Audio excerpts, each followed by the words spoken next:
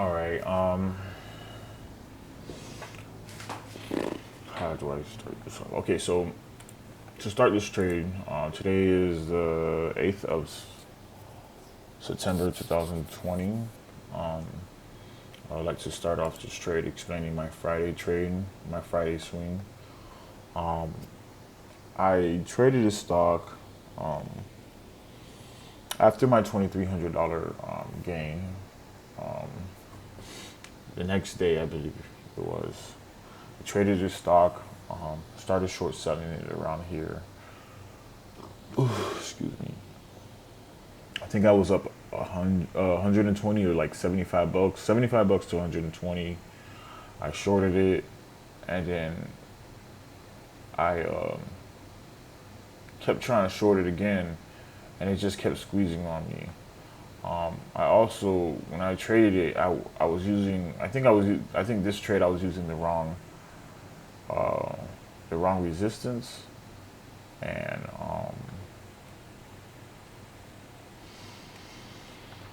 I took many losses on it. It was more like death by paper cuts because I went from up a few bucks to down $600. I just kept getting hit and hit and hit. Uh, all right here, just hit. Then when I realized I was shorting from like right here using I think this candlestick resistance at the highest point of 340 roughly, and I didn't realize for some reason I wasn't looking at the chart properly, and I didn't realize there was a bigger resistance overhead. And if you look, there's resistance over here as well at 340, 354, and 355. So I made a mistake of using um, the wrong resistance. That's a complete mistake on my side. Um, it's not like I was being stubborn or anything, and I made that mistake. Afterwards, I realized that, you know, it started to squeeze past that. So then, you know, I was like upset with myself, but I'm like, okay, I made a mistake. So then I used this resistance right here at 360 because it was consolidating and it was just going sideways. I set my risk and my stop loss above here, and it broke past that, and I was down 600 bucks. I also fell asleep during this trade as well, something I'm working on. But as after hours came, I um, I anticipated that the stock would do the same thing that other stocks have been doing. Um, if you see my past videos where many stocks will squeeze up all day and then pre-market just tank. So that's what I did. I shorted right here with 1,000 shares, and I waited till the next day and market open, it tanked. But yeah, which is great, and I made back like $500-600, pretty much more than the money that I lost. I was in at like I'm in at if I look right here on my other screen, I was in at 365, and it came down to like the lowest point was 305 and 302. So that's about 600 and something bucks. So I made back more than what I lost, a few bucks more than what I lost. And afterwards, you know, when this all happened, I had went to bed literally at I'll say 6 o'clock, because I was still in Las Vegas. I'm back home now, but 6 o'clock, which is 9 o'clock in Vegas, and I tried to stay up for the market open, but I just couldn't. Worst way to trade, you know, while you're staying up all night, you shouldn't be having an overnight position. But I just knew it was gonna tank because it was up so much. It went red into after hours, and then during market open or pre-market actually, during pre-market, it was still red, and then I stayed up like until like 9:15 New York time,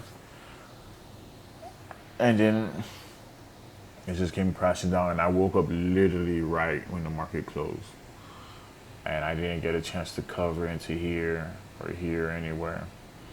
So I had to hold over the weekend. Um, Over the weekend, I held. I didn't realize Monday was a holiday, so I had to wait until Tuesday, fucking Labor Day, and the market opened. Today, uh, wherever market, yeah, market open. It just started fading, and I just didn't cover right here. I wanted to, but I'm like, man, I'm gonna shoot for the lowest point of the day, lowest point right here and here. I'm just gonna shoot for that. And you shouldn't set price targets, but I just was convinced that it was gonna go that low, and it didn't, and it started squeezing back up on me. So now I'm up currently, instead of being up over 600 bucks or close to 600 bucks, no, really like five something. Instead of being up five something, I'm up only 350. So I'm down. I could have made an extra 150 bucks. I left that on the table. Really left more than that on the table from the previous day. But I haven't covered yet. I'm waiting for this to come down because it's only up 3 to 4 cents. Really, it was up like 8 cents, green to red. So I'm just waiting, but probably by the end of this video, I'm gonna cut it. Now here, this stock, ticker symbol LUB, I begin shorting. I shorted up here, literally like I think 210, and the first thing I did was just short it right here. It came down, and I covered immediately because it was just a tricky stock. I could tell by its price action it was tricky. So I covered right here. I made 120 bucks. Then it started spiking, bouncing, and I thought it wouldn't break past this high day of 209. So I shorted here, lost like 50 bucks. Shorted again, lost another 60 bucks after it broke the high. Shorted again, lost maybe another 50 bucks right here. And I was down on the trade, down on the day. Then I shorted again, another 1,000 shares that I started with, and made back. I was up 160 something bucks. Didn't take it. I was waiting for it to come down some more, but it was showing me that it was gonna start going sideways again, like it did over here, and burst back up. So I covered at 203 for my 1,000 shares, and I made back some of the money that I lost, and I'm up now 99 bucks. I'm not mad at myself for trading. I cut my losses when it was time to. It was a good trade. I covered when it was time to. I was disciplined. I just shorted too early, and all that. I didn't revenge trade. I just kept looking for opportunities. Now here's another opportunity possibly coming back, but I won't say I'm done with the trade, but I'm just gonna sit back and watch it because it's really choppy, and I'm not trading it well. Clearly, it could hold right here and continue bouncing back up and set a higher high, which I'll look to short into that. But if it breaks down right here, it was a great trade, but I'm not going to short into that. Even though my risk reward could be really great, I'm not going to short into that because, excuse me, that's just not the strategy I want to play, and that's not the risk I want to take. But I also learned from Gritani that, I was watching his videos, one of his webinars, and he spoke about how one thing he wanted to improve on was risk management when it came to short selling. So he was the type of person, he was trading in the style where he was short a portion of his shares right here, a portion of it right here, a portion of it right here, and if it falls, then it falls. But he would never get into his true size. And then if it went the opposite direction, it kept going up, it would he would just keep adding shares and make his risk worse or cut the loss.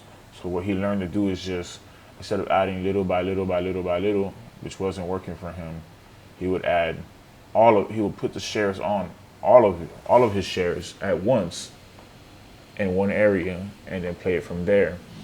And I've been struggling with that too, where I would short a little bit here, short a little bit there, and if the trades go my way, I'm not full size, or I can't really capitalize that the way I want, or if it goes against me, I would just keep adding, and set myself up for failure, or cut the loss, and then cut the loss.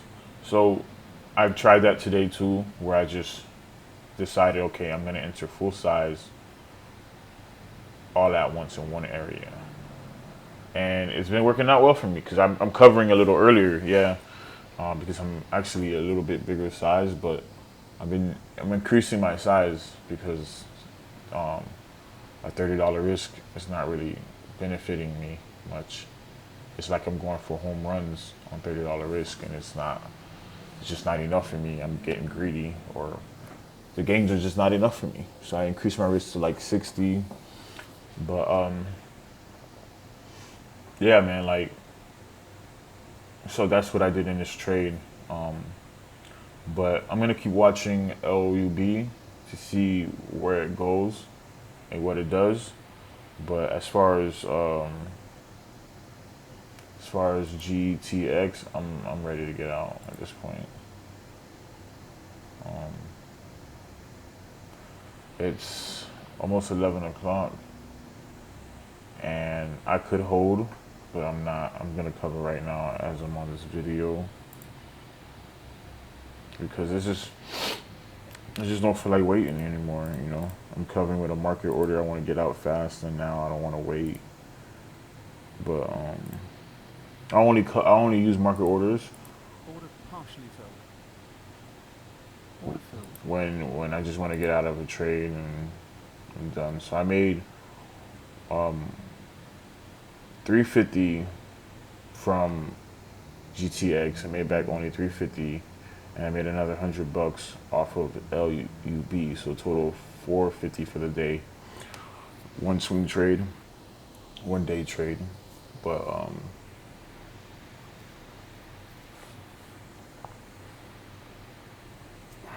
it's whatever.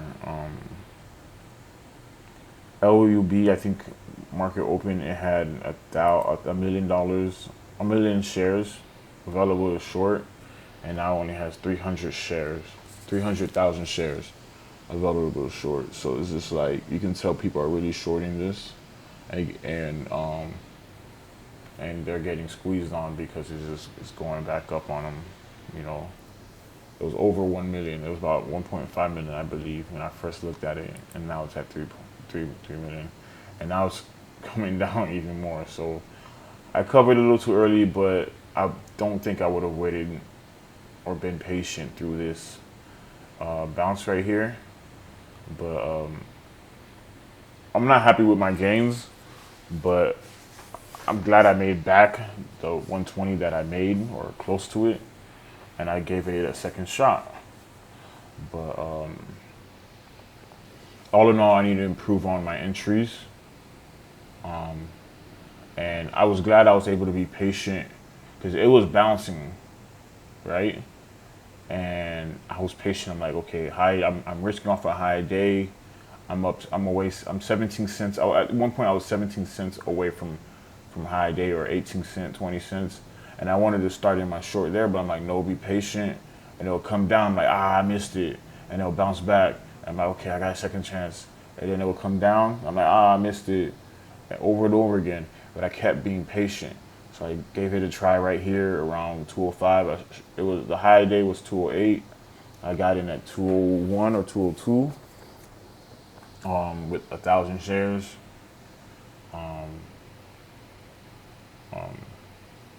It came down, but I think I held on to it and it pushed back up.